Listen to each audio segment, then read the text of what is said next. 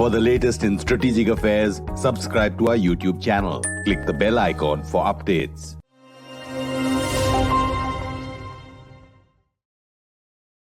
This is StratNews Global. I'm Amitabh. Revi. On the talking point today, we're looking at the Israel-Hamas War, the reasons and the ramifications, with Ambassador T.S. Tirumurti, India's last representative at the UAE, the envoy there, the permanent representative, and he was also India's first representative to the Palestinian Authority.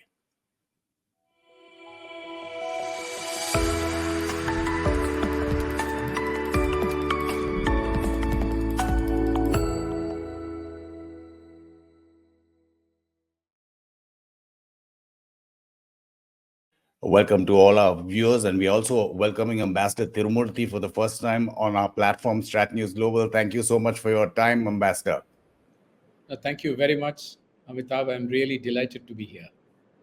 Pleasure's all ours, Ambassador. Ambassador, Israel's retaliation in Gaza following those monstrous Hamas terror attacks. You were India's first representative to the Palestinian Authority and lived in Gaza for 2 years from 1996. Your reading, Ambassador, of the current situation? As far as the Gaza situation, which you are referring to.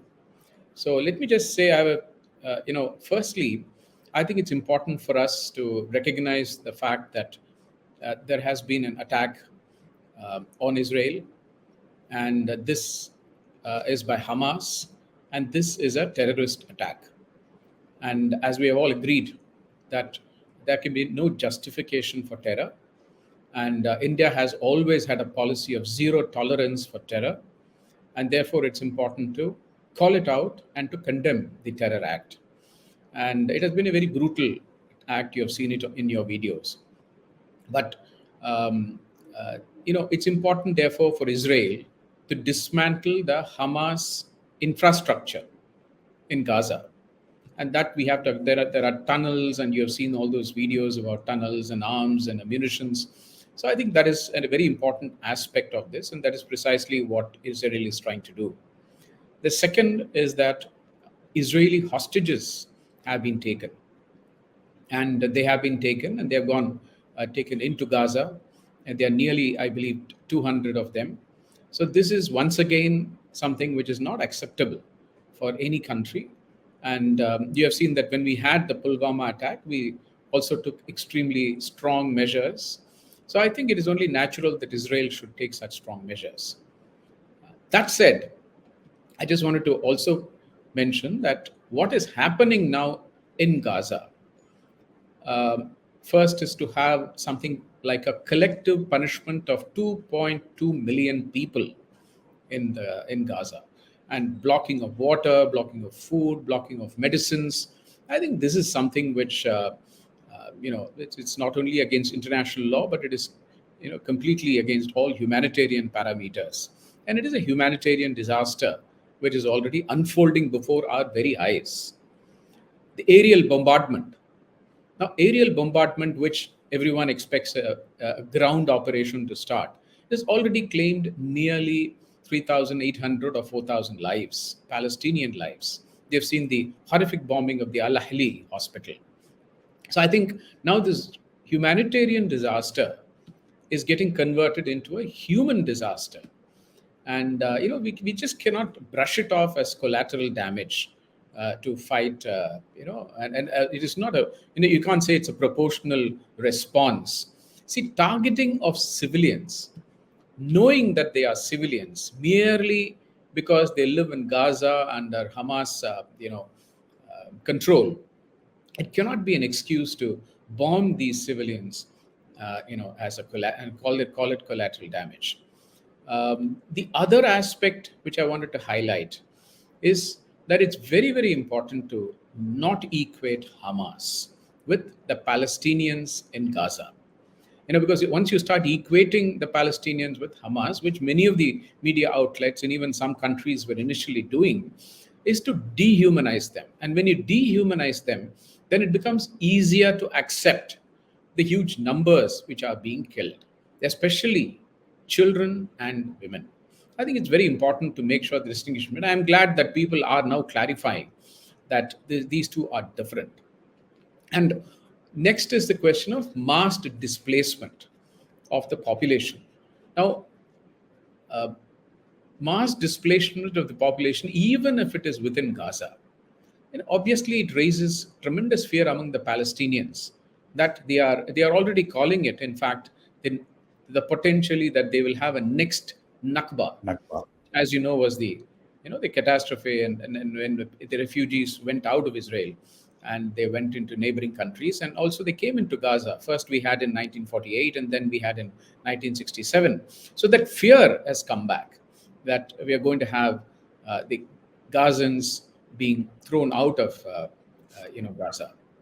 The next aspect I would come to is if you are really going to do that, that is, you're going to cleanse Gaza of many people, and there are 2.2 million people, then you're definitely going to make a two-state solution very, very difficult. As it is, you're aware that West Bank is facing untrammeled settlements which is going on, and it's already making two-state solution very, very difficult. Now, if you're going to have a situation in Gaza like this, then the two-state solution is going to be practically impossible to achieve. And when that is so, then ironically, Israel's future is going to be even more insecure. So I think that's something one need to think about. And finally, of course, if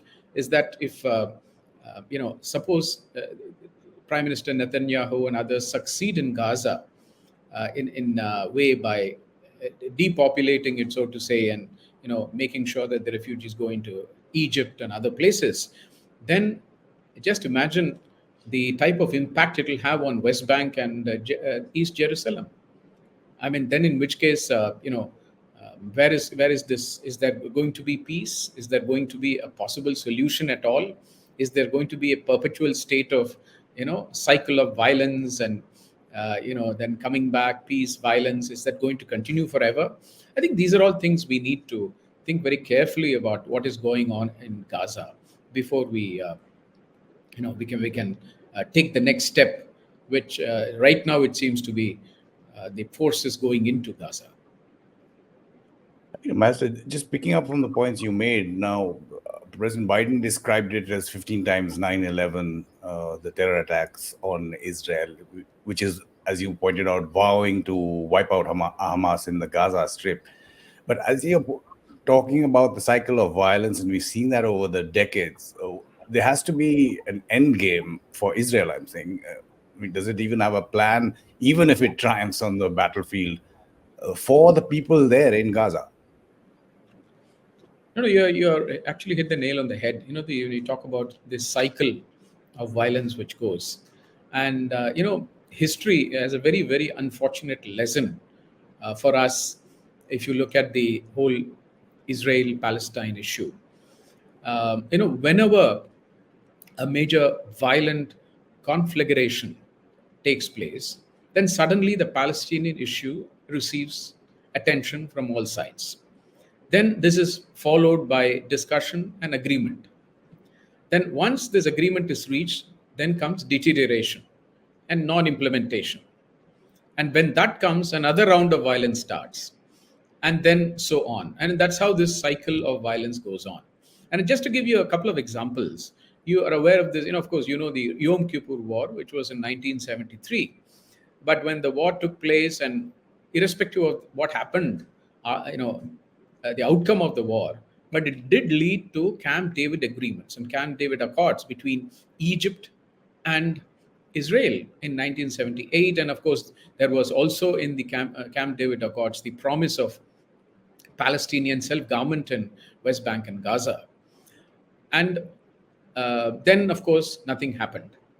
And then the Intifada broke out in 1987. Let us not forget that Hamas came into existence in 1987, 1988, after the Intifada broke out.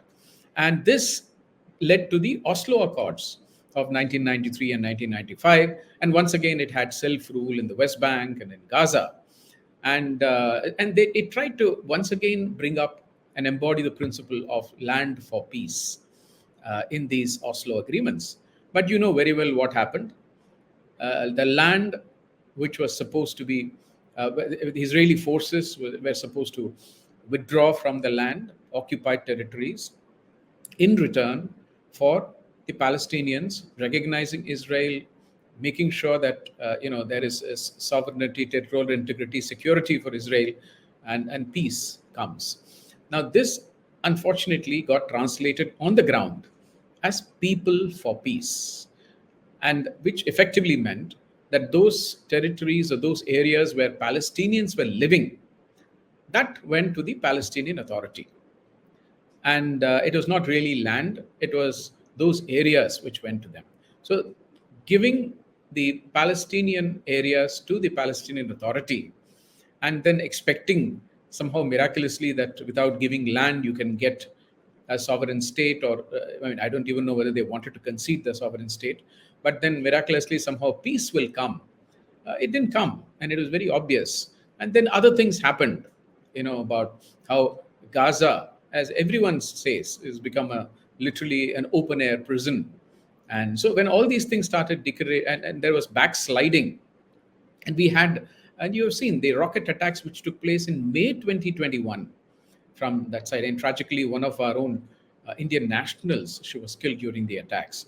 So I think Israel has had numerous chances to get it right. And it is also important. It was also equally important for the Palestinians to get it right. But when you are occupying a territory, the person, the country occupying it has the onus is on that country to come forward, and it didn't happen.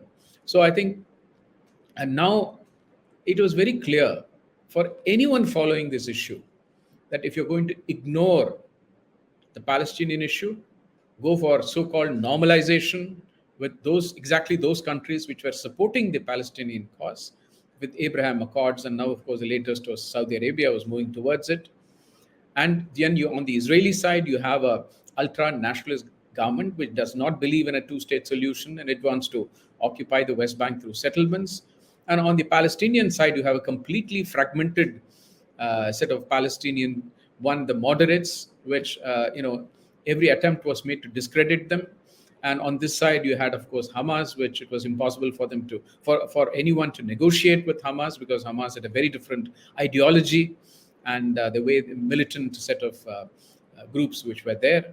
And so if you have all these things, and then you continue this cycle of violence in East Jerusalem, nearly 250 Palestinians were killed in West Bank just this year, before October 7. So, there is no Hamas in the West Bank. So how did this 250 get? So when you look at all these things, it was very clear that history, as you said, this cycle of violence, agreement, this is something which needs to be stopped. And here we have, once again, a conflagration, and there is somewhere, sometime, someone has to step in and stop this cycle.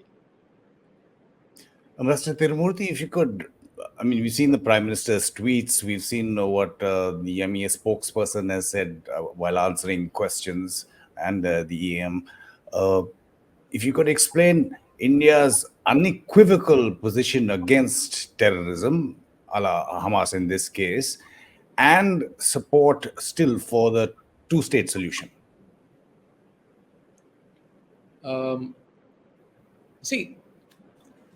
India has always supported a Palestinian state, and we were one of the first to recognize the state of Palestine. And at the same time, in 1992, I think, when we also opened our mission in Israel, that was the time we felt that we needed a true track approach. One was an approach which was to have bilateral relations with Israel, because we felt that it was important to open up normal relations with Israel, but it should not be at the cost of the Palestinian issue. And that we were very clear. So this two-track approach helped a lot, because we did, and we have one of the best relations with Israel right now, whether it's in defense when it started, but also in technology and agriculture and a whole lot of other things, trade. On the other hand, I think our position on the Palestinian issue was steadfast, and it also helped us in a way. And at some point of time, there was pressure on us from the Israeli side to say that, well, we have excellent relations bilaterally. So I think it's important for us to, see whether we can also have, in your case, a better understanding of the Palestinian issue that is reflecting the Israeli, perception better on the issue, which would mean dilution of our stand on Palestinian cause. Now, we were very clear. We said, no, that stands alone. And our support for a two-state solution remains, and our support for a direct negotiation between the parties and all that remain. And we want two sovereign states, viable sovereign and independent states, at the end of the day, securing peace and security for this thing. Now, so therefore, this position has remained. And I think we were absolutely right to condemn the terrorist attack from Hamas on Israel. And I think we have also at the same time made clear our traditional policy of support to the two-state solution. The Prime Minister himself, as you know, he condoled the attack on Al-Ahli Hospital and the civilian casualties, and he has called for those who caused it to be held responsible. I think that was an important statement he made. And he also spoke to the Palestinian Authority President, President Abbas. And he, once again, I think apart from condoling it, he also expressed concern at terrorism, violence, and the security situation. And he has reiterated our position. I think broadly, we have been very clear of where we stand, and we have not let our, the excellent bilateral relations we have with Israel necessarily dilute our stand on Palestine. So how do you see, Ambassador, India navigating these extremely difficult times? I mean, the immediate is, of course, the aftermath of the terror attack, Israel's retaliation, and the dangers that it has to widen and deepen. So I think as of now, India has done all the right moves. And we have also at the same time expressed concern at the increasing loss of civilian lives. I think that's important. At this point, I don't see a direct role for India because there are players who have a say in the situation apart from the United States and the West, but also the neighbors and the Gulf countries. I think they need to take the lead in this. And in many ways, they are, I think, trying to bring the situation under control. I don't see an immediate direct role, but at the same time, it is important for us when there is a human tragedy which is unfolding, and India has to speak up. It's a major power. It's an important power. We have a certain position on the Palestinian issue, and it is important for us to speak out and be in touch with them and see how best we can address this situation. But as of now, we seem to be doing well. President Biden made an address to his country and the world, so to speak. One point that he did make after his visit to Israel was that the actions of Hamas cannot be equated to taking away the rights of civilians. Also a reported 100 billion package, which of course will probably also involve Ukraine, Taiwan, and the Mexico border that has to go through to Congress. The U.S. role, Ambassador, if you would like to look into that a bit deeply. No, I think there is no doubt that U.S.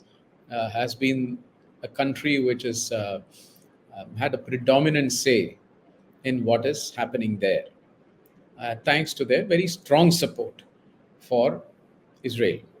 Now, we have seen this over the years. I don't have to elaborate it. You know very well.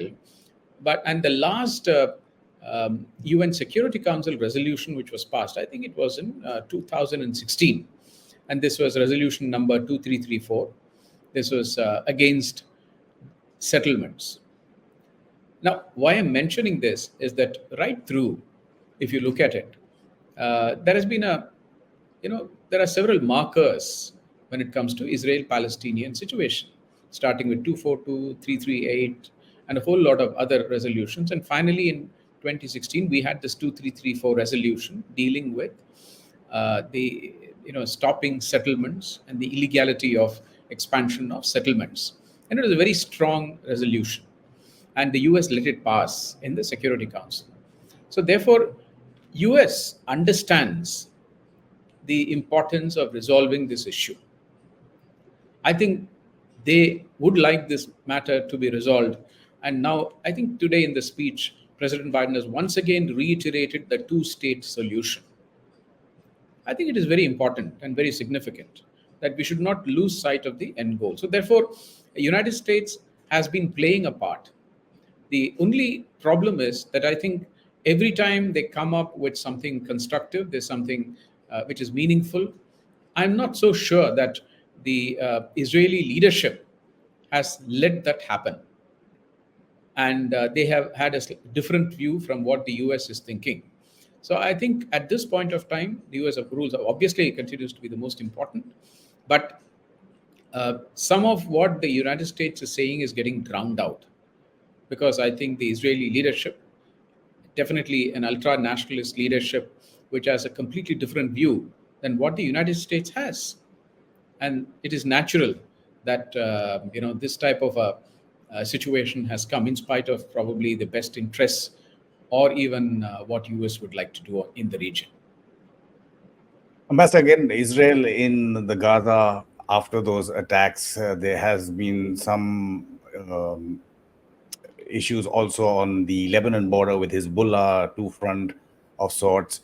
But it's not just the danger for Israel of two-front non-state actors being involved, but other states there's been a lot of rhetoric so far, but the danger of other states also getting involved in this, apart from, say, Hezbollah opening a bigger front than it has so far. No, what you're saying is very, very important. There is always this, real danger that on the regional context, that it could sort of blow up. Initially, my way of looking at it is initially I think that there was obviously a lot of demonstrations and others on the street, and I think these countries let them play it out. But if you see most of the countries where they were quite they did not come out and in a very categorical way. But they also said, no, we want peace. And then UAE particularly was saying that, this is not acceptable, what happened there, what Hamas has done, and that normalization and all that. So they want to preserve that normalization track. There were countries which came a little bit more strident and talked about these issues. But basically, the countries didn't want any, the thing to be, to increase, at least the sentiment on the street to be contained. But I think over a period of a few days after that, they have seen the increasingly pro-Palestinian sentiments on the streets. People are coming out, and they have realized that this is, not. This is something they need to contain. So, and this is a good indication of this is the fact that both Egypt and Jordan, they cancelled their meeting with President Biden when he came to the region. I think it is important because suddenly they have realized that there will be a domestic fallout in case they are not in sync with what is happening on the streets. And this domestic fallout is something I think they all fear. So, but at the same time, they are also seeing the United States and the United Kingdom and even Germany coming and expressing a very strident pro-Israeli position. Now, when you have these type of situation where these are the countries, obviously they're doing it for their own domestic sentiments as well, because they stand to gain by taking such a strong position. And but at the same time, I don't think they quite understand the effect it is having on the Arab streets, among the Arab countries, the Gulf countries, and the fact that Israel has been very shrill in what it's saying and very, very strident, in a way understandable, but what they are saying is also not played out very well. So I think there is a real fear that it will start widening and it may get out of control. That said, I think the countries, whether it's the West or the Arab countries, they do not want this situation to widen and go into the region. And the interesting thing is, if you look at Hezbollah, now they have done their mandatory set of rockets and others which are fired, but they are not really in this. They have given threats, but what they have done is very, I would say that is nothing compared to what they could potentially do with all that they have. And they have not done that. And they have not done that, in my opinion, because Iran has also weighed in on this, and they also wanted not to, take it to a point when it becomes a major regional clash or a conflict. So I think this also, in a way, ties in with what Iran is thinking. So, and where Iran wants to go. But that said, the longer this continues, and also the fact that if the Israeli, the IDF, they go into Gaza and start hitting at targets, and naturally more and more civilian casualties will come, things will start getting worse. It's not going to be very easy for the region to sit and watch things unfold in Gaza. So that is the danger which is always there. I just want you to flesh out a little bit more, Ambassador, on Iran. Everyone knows Iran's links to Hamas, to Hezbollah. There have been reports of drone attacks on US bases in Syria and Iraq over the last few days. I mean, they may have been happening even before October 7th. Also, the US Department of Defense referring to one of their ships in the North Red Sea, USS Carney, which has apparently intercepted both cruise missiles and drones fired reportedly by the Yemen Houthis, and purportedly on their way possibly to target Israel. So Iran's role, you did mention it in terms of what it seems like Iran was doing, but again, the dangers if it escalates. No, it is, your question is very important in the context of the role of Iran. Now, I just wanted to, mention here one small thing. When I was secretary in the ministry in Delhi, I was handling the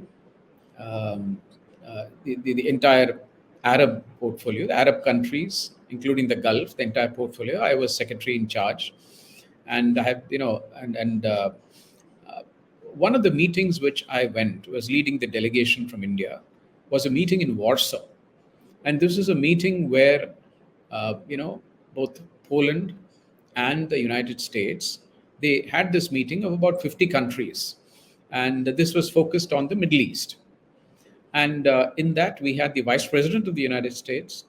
We, of course, had, the Polish President. And we also had Prime Minister Netanyahu and a host of foreign ministers from Arab countries.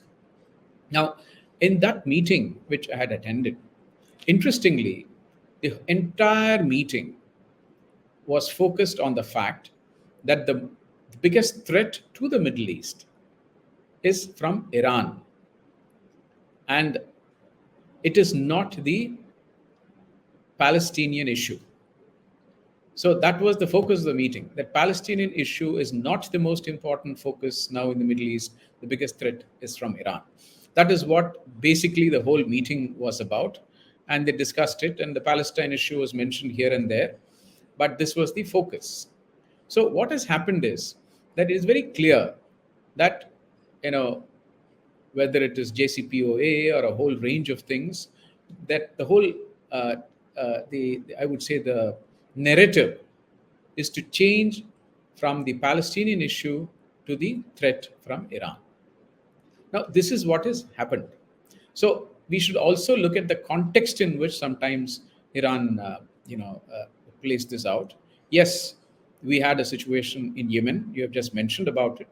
But you also remember that the Houthis had actually fired a missile into Saudi Arabia, and it hit Aramco installations. And it was getting worse. And then finally, fortunately, I think there was some understanding which was reached several months ago between Saudi Arabia and Iran on the situation in Yemen. But at the end of the day, I'm not convinced that Iran wants to expand this problem beyond a point, because Iran is already under tremendous sanctions, and last thing they wanted, I think, is to have additional sanctions on them, and so they are not, and but at the same time they have tremendous domestic support for what is happening, and the Palestinian cause, and they are appalled by what has happened there domestically. So that will always come out, but at this point, I am not convinced that they want to expand it. They would very much like to contain it. And I think that is a message which seems to have gone out to all those groups which they are supporting. That's the way I look at it. Again, Master, it doesn't seem that there's anything solution in sight, because Israel hasn't even started its ground offensive. But as this goes on for a while, what do you see the impact for India's bilateral ties, if any, as in impact, if any, India, Israel, India, Iran, India, Saudi Arabia, any of the other countries, the other projects, which are, of course, anyway long term, whether you're talking about IMEC or I2U2? See, I'll put it, let us first, I think it's important to understand, because your question is very, very important. Uh, See, normalization of relations with Israel is important. India normalized its relations in 1992. And after that, I think we have done extremely well on the bilateral track. And I'm sure that the Gulf countries normalizing relations with Israel is important. It is important for the world, it is important for the Gulf, it's important for the Arab world. So I think it's that is one aspect we need to keep in mind. But the problem has always been that when you normalize, and when you cannot do it at the cost of the Palestinian issue. And this is where the whole problem has come. So, just to answer your question, you know, going forward, India is in a particularly good position on this, because we have never at any point of time tried to ignore the Palestinian cause. There may have been some criticism about you're going too close to Israel, you're becoming pro-Israel, you're doing this, you're doing that. But the fact is that we have kept a very steadfast, focus and policy on on the Palestinian, and we have strongly supported a two-state solution. And I don't see that changing in any way. Now, if the situation deteriorates, that is your question, if it deteriorates in Gaza, then what will be the impact? I'm not sure that it will seriously impact our relations with the Gulf or with the Arab countries, because our policy is something which has stood the test of time and over the last several decades. So I think I don't see that in any way affecting. India has had the best of bilateral relations with Israel, and ironically, we have also the best of bilateral relations with the Gulf and the Arab world right now. So I don't see it impacting our relations too much. But I would still tend to think that it is important for India to not only consult with them but also be in sync with what is happening on the ground, especially if the situation deteriorates. It is important for us to be in sync with this, to be able to keep these bonds of friendship, and at the same time see how we can start uh, playing a part, if it has to be done, to play a part in the unfolding, potential human disaster in Gaza. How do you see China's role or policies in the area? So we've seen them brokering Saudi-Iran rapprochement. They have great economic strategic partnerships with various countries in the region as well. And Russia has close Iran ties. Both are in confrontation with the US. How do you see Russia and China's policies? Um, China and Russia have always had very close links with Israel. And Russia, as you know, uh, they have many Russian Jews. A very high proportion, in fact, of the Jewish community are Russian. And China has also, uh, you know, tremendously improved their relations with Israel around the same time as we did. So I think they have close links with Israel. At the same time, they have also maintained their traditional position on the Palestinian issue, particularly China, and um, so they have been off late. I've been seeing in the last 2 3 years. I think China has also been increasingly coming on the side of the Palestinians and the Russians as well. Now, particularly in the recent past. Now, the reason I think is also linked to their own particular domestic situation. For Russians, it is very obvious that it is the Ukraine um, situation. They need all the support they can from the Arab countries, from the global south. And as far as I think the Chinese are concerned, they have their own internal issues with the Muslim community there, and and for both of them, it is also a way of sort of getting back at the West, particularly the United States, on this particular issue. So I think that's what I think drives their policy. But uh, at the same time, they also have a balanced type of view. They cannot afford to antagonize both sides, and therefore they'll continue. In my opinion, they'll continue with a more balanced type of approach, and see where they can help, where they can step in. We just had, I believe, a discussion. Chinese have just had a discussion with Egypt and others, and I think that will continue. But whether they can play a bigger role, I'm not sure whether they want to play a bigger role in this, and they will essentially leave it to the Americans and others, because I don't think they want to get too involved in a situation which is deteriorating. But this is the way I look at the involvement of the Chinese and the Russians. Talking about roles, Ambassador, a few sentences on Qatar. I mean, said to have close links with Hamas. Reports of if there are any hostage negotiations that have to take place, they would also be involved. Hamas leaders live in Qatar. Quick word on that, if you could. See, Qatar has been a country which has been, in a way, um, trying to play all sides in a constructive way. I'm not saying otherwise. In a very constructive way.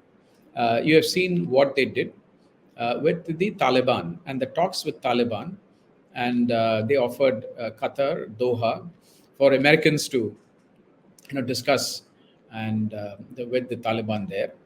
But it just so happens that after all the discussion, basically the Taliban forcefully took over power in Afghanistan, and they have done, I think, practically everything, unraveled everything that they have discussed, starting from the status of women and terrorist forces and others. So yes, they have tried to play a constructive role. Whether they have been successful in this or not, one is not sure. On this particular issue, everyone knows that both the United States and Israel have been, sending funds and money and a whole lot of them through Qatar. And I don't know the exact figures, but I was told that what they have sent to Hamas and to the Palestinians in Gaza is around $2 billion. It says 1.8, but I don't know. So I think that is the scale, at that amount which has been gone through Qatar to to Gaza. So therefore, they have links with Hamas.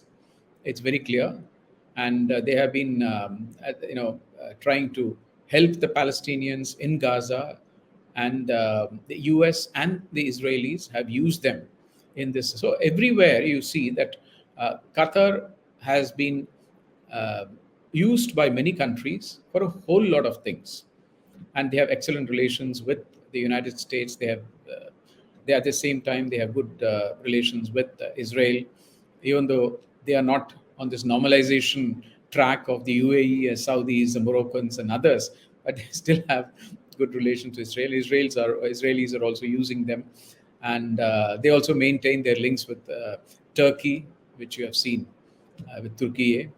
So I think they have played all sides, and they also have Al Jazeera, which is not particularly appreciated by the rest of the Arab world. So you see the fingerprints of Qatar everywhere. Whether they are successful or not is something we'll have to see. But the fact is that Qatar is, every country wants to use Qatar for something or the other. So let's see where it goes. Can't not pick your brains, Ambassador, about the United Nations. United Nations Security Council, 2 resolutions haven't gone through. It's for decades. We all know this and talk about it. At least outside, you had to deal with it from the inside. But how handcuffed the United Nations Security Council is. See, I think at least on this issue, to blame the Security Council is, I would say, a bit unfair. The reason is very simple. That outside for decades and decades and decades, you had the biggest powers trying to bring peace to that region, and they have not only not brought it, but it has become progressively worse after 70 years. So I think if the big powers are not able to bring that peace and security to that region, what is Security Council going to sit and do on this? But in the midst of all this, interestingly, some of the important markers for how you can get to that peace has been the resolutions passed by the Security Council. So it has played a part. And as I said, the last one was in 2016 when they were against the Israeli settlements in the West Bank and other areas. So therefore, the Security Council has a role. There's no doubt about it. But what I also found when I was, PR to the UN, and we were in the Security Council when I was there, we used to have monthly discussion on the Palestinian issue. So it came every month, and inside the council, all the countries made all the appropriate noises. They said all the right things, and on the Palestinian issue. But at the same time, between 21, 22. If you look at outside the council, something very different was happening. This push for normalization, which was, we have discussed it, it is absolutely important and necessary. But at the same time, they were increasingly downplaying or ignoring the Palestinian cause. So in the council, you said all the right things. And, if you read any of the statement, none of the statement you can take any offense to, including the United States, which used to condemn settlements in the council, but outside exactly the opposite was happening. And then particularly with the current government in Israel, you had the killing of 250 Palestinians were killed just this year, and many more were killed over the years. So therefore there is increasing divergence, which was what is happening. Countries, I think, used that as an outlet for people to say whatever they have to. So I think what happened is a reflection of the paralysis which the Security Council has come to. But that said, what is interesting about the Brazilian draft and the vote, which you have seen, is that you had 14 out of the 15 countries either voting for the draft or abstaining, so that you don't obstruct the adoption of the draft. So the only country which used its veto was the United States. So therefore, now you know how the real world outside looks, because this was really this thing. I'm not talking about the Russian draft, which also got voted out, but that's basically because a lot of other issues get into a Russian draft at this juncture. But here, I think this was Brazilian draft was a draft which was eminently worth, I would say, working on. Even if there are some reservations on one or two issues, they were worth working on, and then at least sending a statement which the international community feels. But the United States felt that this was not the right time to do it, and so there it is. So let's on the one hand, not treat the Security Council too harshly on this issue, but secondly, we should also understand that 14 out of the 15 actually agreed, or at least did not disagree with a draft which was being presented. And I think that's reasonably significant. And it also shows now where the onus is to take this conflict or the unfolding conflict forward. Ambassador Tirumurti, absolutely pleasure having you on StratNews Global. Hopefully, we will have you on much more. Thank you for this widespread and comprehensive look at the current crisis, the history, and where we are going in the future. And thank you also for sharing your time, your experience, and your expertise with us and our viewers. No, thank you very much. I really thank you for the opportunity of discussing this issue. It's extremely important. It is unfolding, and the fact that you yourself have touched on some of the major issues. I think it's important, the issues we discussed. Thank you once again for having me in your program. Ambassador, pleasure. And for our viewers, do send us feedback on this interview. Follow all our social media handles. If you follow our Telegram channel, you'll get all the latest when we put up articles on our website or interviews like this with Ambassador Tirumurti on our YouTube channel. This is The Talking Point on StratNews Global. I'm Amitabh Revi.